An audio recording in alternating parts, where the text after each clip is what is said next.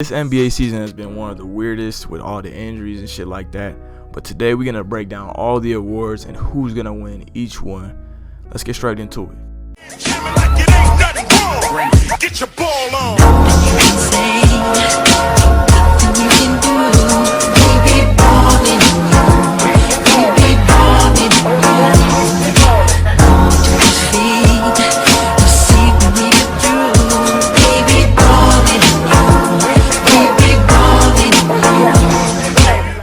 For the most improved player at the 4th spot is Michael Porter Jr. Michael Porter Jr., we saw this coming. Yet he has one of the best jumps on points per game efficiency and is a less negative defender in the NBA. Just not a positive defender yet. Michael Porter Jr. been great for the Nuggets. He's been averaging like 20-something in the past 2 months, shooting like a ridiculous 57, 47, 78 in the last 2 months. At 3rd in MIP, Shai Gilgeous-Alexander. He jumped a lot in playmaking and efficiency, which is very impressive as he has the worst spacing in the NBA and he has no more Chris Paul. Shai Gilgeous-Alexander putting up great numbers this year, obviously shooting well from 3, which was kind of his weakness-ish last year. Still a pretty solid defender. And becoming an amazing playmaker, even though he's playmaking into people like Lou Dort and like Darius Bazley. At the number 2 spot for most improved player is Nikola Jokic. On raw improvement, he might be the most improved player, but he's not the MIP because he went from superstar to superstar. But numbers from last year went up. They went from all-star caliber to all-time level numbers, especially his passing at his position and how efficient he's been this year, shooting from the field, 3, and the free throw line. And the most improved player in the league is Julius Randle. Julius Randle is shooting a great clip from 3, almost 40% from 3. After last year, he was shooting like in the 20s from 3, which was not ideal at all. Julius Randle got a lot more efficient, is a better defender, still not really a positive defender, but he's a better defender for sure. And he went from a below average, unwanted role player to an all-star, the most improved player, the one to bring the Knicks to the playoffs. It's not KD, Kyrie, or Zion like the Knicks were thinking. It's Julius Randle. He deserves all the respect in the world. The man has improved a lot. Now for Coach of the Year at the 3rd spot, we have Monty Williams. He made Phoenix a potential finals team this year. The only reason he's not higher on this list is because they did get Chris Paul, and Chris Paul's a big factor in that. Chris Paul might not have the prettiest numbers, but we know he does change the team a lot. I mean, it's an all-star. Obviously, he has to change the team for the better. In 2nd for Coach of the Year, I have Quinn Snyder, who probably will actually be the Coach of the Year just because of the amount of wins his team has and how they were the 6th seed last season. But Quinn Snyder made the Jazz from a 6th seed to the 1st seed, not only in the West, but in the whole league. He isn't higher because Conley coming back to his all-star form is a big part of that improvement. But yeah, he's made the Jazz a very scary team, and the Jazz are a weird team because they can be like a 2nd round exit and maybe even a finals appearance if they still are shooting this fucking high. And the Coach of the Year, at least in my opinion, is Tom Thibodeau. He improved a projected 14th seed to a solid playoff team in the East without the roster changing significantly. Now, the Knicks have benefited a lot from their roster not being too hurt or sick from COVID. But besides that, Tom Thibodeau turned the Knicks into, I think the best defensive team in the league. And he's done a lot for this Knicks team, especially he was very doubted when he was coming into the season. Now, for Defensive Player of the Year, this is where it gets controversial. Because this race this whole year has really been around 3 players. And that's Rudy Gobert, Bam Adebayo, and Ben Simmons. But at the 3rd spot, I have Ben Simmons. Ben Simmons is the best or the 2nd best defensive point guard in the NBA, whether you think that he's behind Jrue Holiday. But while he might be arguably the 2nd best defender on this list, or actually no, he's not the 2nd best defender. He's not better than Bam or Gobert, but he is the least impactful on this list to his team's defense.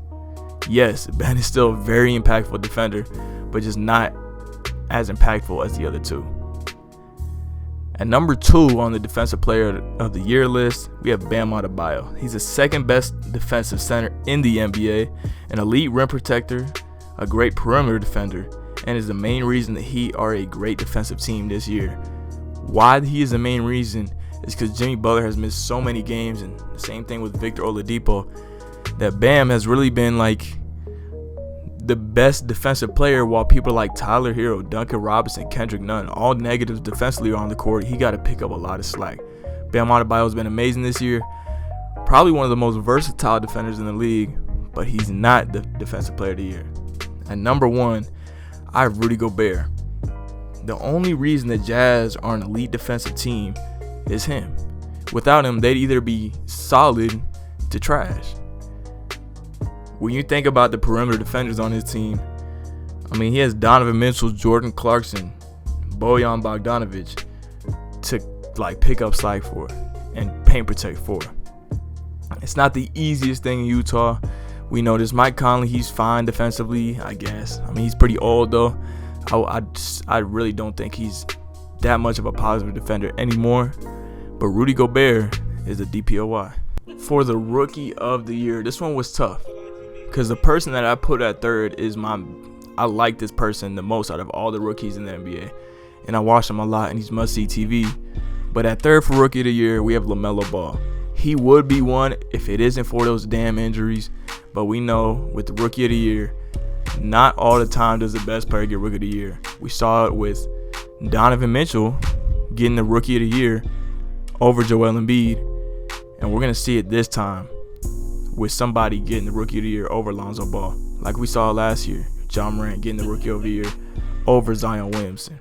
At the number 2 spot, we have Anthony Edwards. In the last 2 months, he is averaging 23 points per game, 5 rebounds, and 3 assists on solid efficiency. Anthony Edwards to start the season was pretty horrible.